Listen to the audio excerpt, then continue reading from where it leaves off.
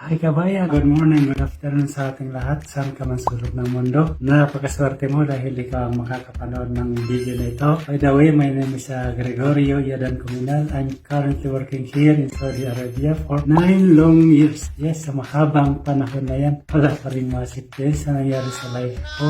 Buti na lang talaga, meron ako nakitang online business na nakatulong din sa akin at ginagawa ko ngayon part-time kahit 8 hours pa ang duty ko everyday. Full-time attitude pa rin ako sa negosyo. Kaya kabayan, kung ikaw ay nakahanap ng life-changing opportunity, this for you. Good news, marami na rin tayong OFW na gumagawa nito, galing pa sa iba't ibang bansa at yung iba nakauwi na for good.